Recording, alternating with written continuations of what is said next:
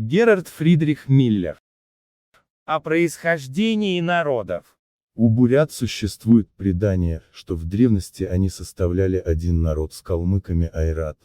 Они говорят, что айрат и бурят были двумя братьями, которые поссорились из-за кобыла, которую каждый из них хотел взять себе.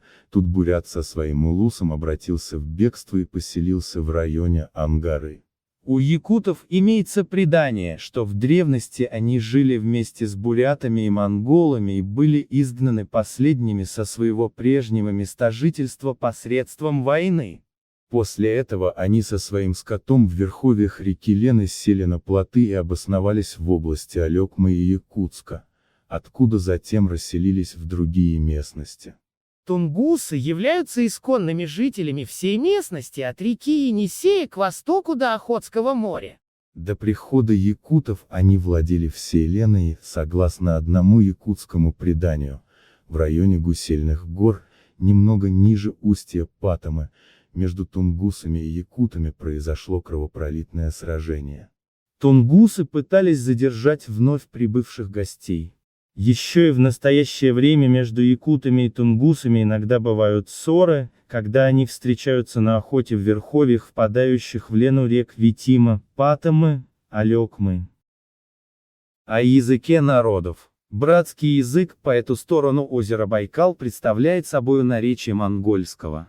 Он отличается от монгольского языка главным образом произношением тех слов, в которых встречается двойное «ss», или «з», вместо которого они выговаривают «х». Например, соль по-монгольски «дабасан», по-братски «дабахан». Братские по ту сторону озера Байкал вследствие соседства и благодаря тому, что прежде они долго жили смешанно с монголами, большей частью говорят на том же наречии, что и последнее. Хотя в якутском языке большинство слов являются татарскими, однако многие слова схожи также с монгольскими и братскими. Политическое устройство народов. Народы татарского и монгольского происхождения, как в равной мере и тунгусы, делятся на определенные роды, которые имеют особые названия.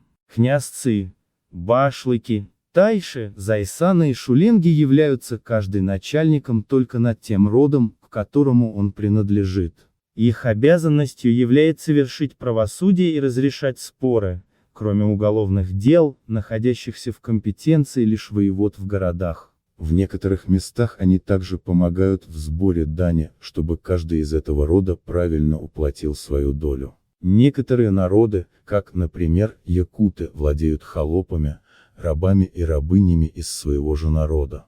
Ибо прежде у них не представляло ничего необычного, если бедный человек, когда ему необходимо было уплатить дань, или добыть средства к существованию, продавал жен и детей. Поэтому большое количество якутских рабов и рабынь попало и к русским, хотя при этом допускались и различные насильственные меры.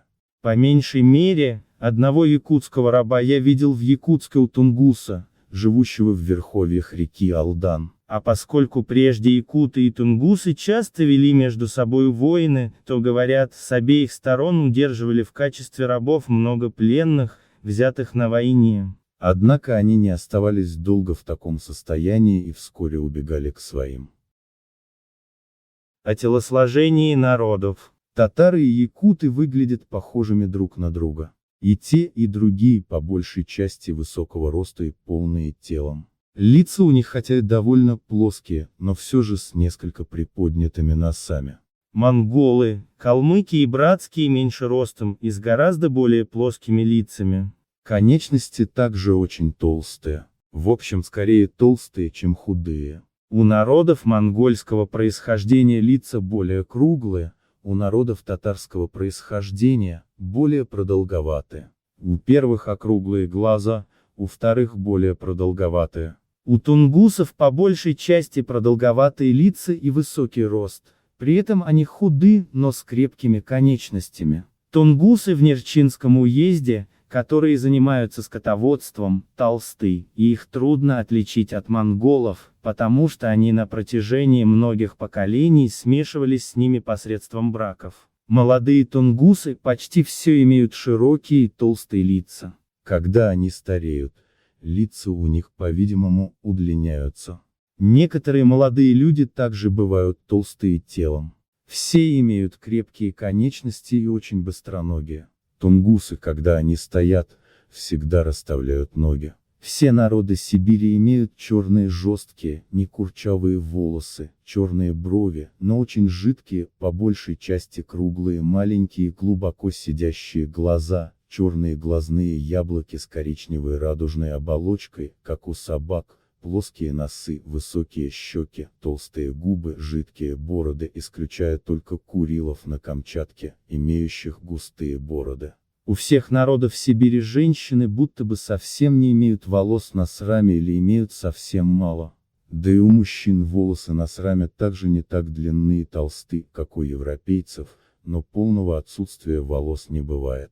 Среди остяцких женщин на Енисее есть многие, у которых совсем мало волос. У тунгусов обычно длинные волосы. Лицом и вообще телом все сибирские народы коричневато-желтые. Они вовсе не считают белый цвет кожи красивым. Волосы на голове, так и кожа на теле бывают пестрыми. Среди в целом черных волос можно видеть большие белые пряди. А на теле у взрослых людей иногда на желто-коричневой коже появляются белые пятна, которые вначале малы, а затем с годами становятся все больше. Горбатые уроды представляют большую редкость у народов Сибири. О духовных свойствах народов. Вообще можно сказать обо всех языческих народах в Сибири, что их умственная культура выше или ниже в зависимости от того, насколько они цивилизованы вследствие общения с другими народами.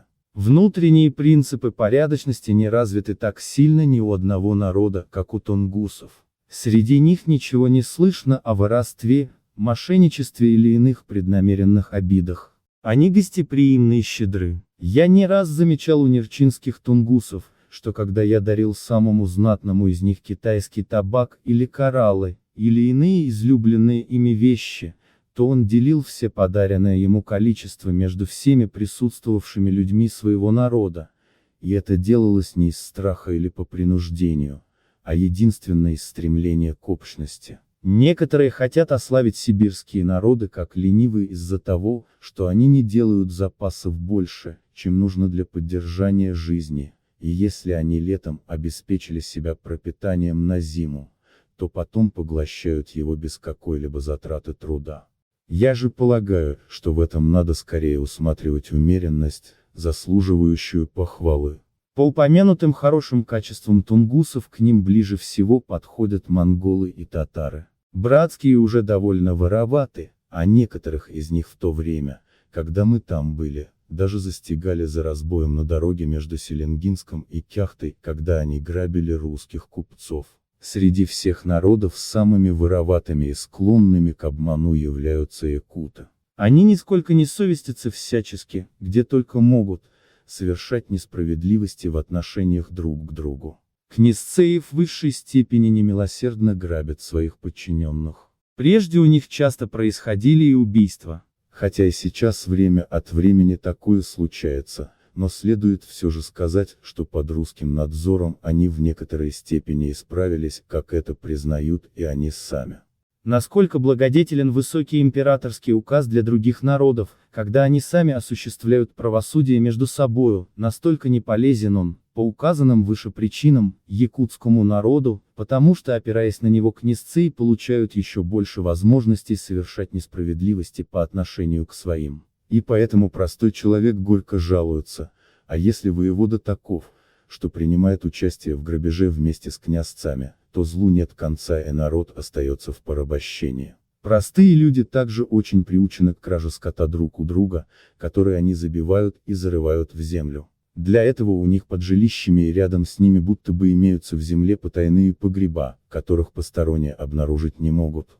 Говорят, что одна якутская бабенка, которая часто занималась кражей скота, была столь хитра, что в зимнее время, когда она опасалась, что можно будет проследовать по следам ее ног и возыметь на нее подозрения, всегда в таких случаях имела при себе длинную выдолбленную трубку и по пути стоя изливала через нее свою мочу, чтобы можно было думать, что по этому следу шел мужчина, но никак не женщина. Если разным якутам делают какой-либо общий подарок, например табак, или им нужно заплатить деньги, то нельзя отдать все количество табака или всю сумму денег одному для того, чтобы он поделил это между всеми, а нужно распределить это самому, а иначе возникнут крупные ссоры и обман.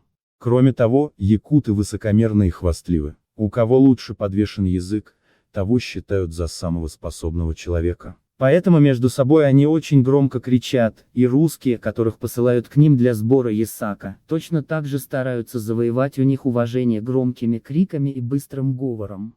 У всех сибирских народов существует восточный обычай принимать и делать подарки. А так как это имеет место и у якутов, то в последние годы, когда часто проводились расследования против русских сборщиков ясака, чтобы выяснить, не отягощали ли они народ, оказывая на него давление, То их несправедливость проявлялась и в том, что при малейших расспросах они причисляли к вышеуказанным отягощениям и все подарки, сделанные ими добровольно. Братские также всегда проявляли себя очень строптивым народом, и уже в наше время братских вокруг Иркутска и Верхоленска уличили в большом заговоре против русских. равно как и якутов первоначально можно было подчинить только большой строгостью. Потому что они нередко убивали русских, которых посылали к ним для сбора ясака, или которые находились на охоте.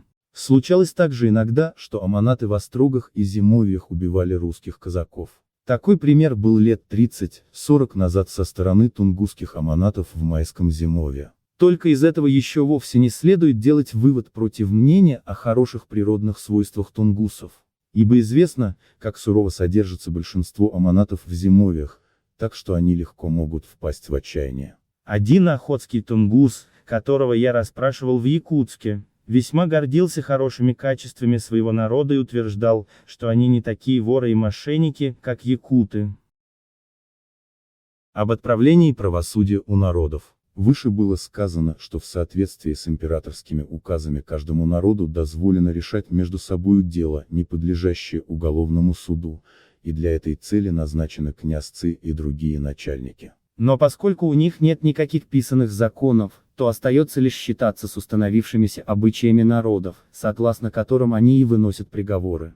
Наказание за воровство у братских, украденное возвращается в пятикратном размере, а сверх того вора еще бьют батагами или палками, именно так судят шулинги и зайсаны. Точно так же следует понимать и договор Федора Алексеевича Головина, а именно вернуть, к примеру, украденную лошадь и отдать в наказание еще 4 лошади. Все правовые вопросы решаются у всех народов между собою безотлагательно. У них не существует тюрем. У якутов существуют следующие обычаи. Если кто-либо совершил кражу и изобличен в этом, то он отдает украденное обратно в двукратном, у некоторых, в пятикратном, размере. Если кто-либо сильно выругал другого или обвинил его, например, в воровстве, не доказав этого, то он платит за бесчестие столько, сколько обиженный платит ясака или натурой, или ее эквивалентом в деньгах или скоте. Если кто-либо побил безвинного почтенного человека, то он уплачивает ясак в двукратном или трехкратном размере, в соответствии с тем, как приговорят князцы.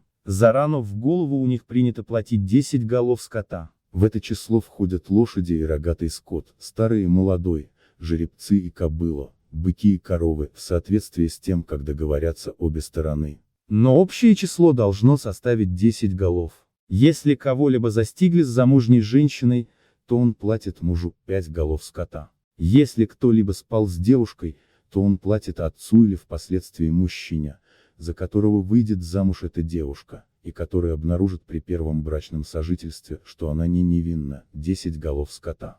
За убийство убийца платит родственникам убитого, чтобы они не преследовали его городским судом, иногда 100, иногда 200 голов скота. Об этой сумме они договариваются между собой, в зависимости от того, насколько знатным был убитый, или на какие условия согласятся родственники. Кроме того, обычно еще добавляются холоп и 1 или 2 девушки-холопки. Если виновный не может уплатить такого количества скота из собственного имущества, то он набирает его, выпрашивая у остальных якутов из своего рода или также и у чужих. И якуты, хотя у них, в общем-то, мало хороших качеств, в этом настолько сострадательны, что охотно вносят свою долю тому, кто находится в такой нужде. Вся волость или весь улус складываются, чтобы внести за убийцу требуемое количество скота. У братских, если один побил другого, то, в свою очередь, его самого стягают кнутом перед шуленгами, а если избитый от побоев заболел, то тот, кто нанес побой, должен снабжать его во время болезни съестными припасами, а в рабочее время работать за него в качестве холопа. Наказание за прелюбодеяние с замужней женщиной они определяют такое: прелюбодей должен отдать в удовлетворение оскорбленному мужу оседланную лошадь, забить 3- или 4-годовалую рогатую скотину, которая в свежем виде разделяется между всем улусом, после чего они в наказание бьют его палками. Головщина употребительна еще у братских в том отношении, что убийца или его родственники уплачивают ее родственникам убитого с тем, чтобы они этим удовлетворились и не привлекали убийцу к городскому суду. Вира уплачивается только за убийство знатного зайсана или шуленги. Уплачивают и менее 300 голов скота, в соответствии с тем, как договорятся. У лесных тунгусов нет между собой иного суда или права, кроме определяемого луком и стрелой. Если оскорбление очевидно, то дело сразу переходит к драке, и кто берет в ней верх, тот и прав. У них один вызывает другого, как на дуэль. Если же дело не так ясно, например, в вопросе о распутстве или прелюбодеянии, где налицо существует одно только предположение, то обвиняемый может и оправдаться посредством принесения клятвы. Причина этого, видимо, в том, что у них нет князцев, и все они равны. Нерчинские же тунгусы и в отношении правосудия приняли обычаи монголов. О военном деле у народов. У лесных тунгусов часто происходят схватки между собой. Если один убьет другого, то весь род, которому принадлежит убитый, встает на его сторону, снаряжается на войну и требует удовлетворения. Если обвиняемая сторона признает свою вину и готова дать удовлетворение, то они договариваются о головщине, которая обычно состоит из 1 или 2 девушек и нескольких оленей. Если же нет, то дело доходит до настоящей войны. Весь род обвиняемого, считающего себя невиновным, также встает на его сторону. А иногда бывает и так, что каждая сторона призывает еще на помощь другие соседние тунгусские роды. Их вооружение – это, прежде всего, луки и стрелы, но кроме того, они носят еще и панцири, которые закрывают всю левую сторону, поскольку она подвержена выстрелу, как сзади, так и спереди до колен. Точно так же они защищают затылок и плечи деревянными дощечками, закрепленными на панцире и на шее. На голове они носят округлую и слегка заостренную шапку, покрытую, как и панцирь, мелкими железными бляшками. У некоторых имеются и полные панцири, которые облегают все тело и делаются по образцу вышеописанных, но только их делают несколько более короткими, чтобы они не были таким тяжелыми. А уж когда дело доходит до нападения, то одна партия тунгусов выступает против другой в боевом порядке. Однако они редко подходят друг к другу ближе, чем на лучной перестрел, и действуют только стрелами, не переходя к рукопашной схватке. Но стрельба бывает очень горячая, и обычно обиженная сторона не уступает до тех пор, пока противная не запросит о переговорах. В знак этого сторона, предлагающая переговоры, выпускает несколько болтовидных стрел, и как только их увидят на другой стороне, так вступает в силу перемирие. И вырабатываются условия, которыми совершенно так же, как если бы и не было войны, устанавливается головщина.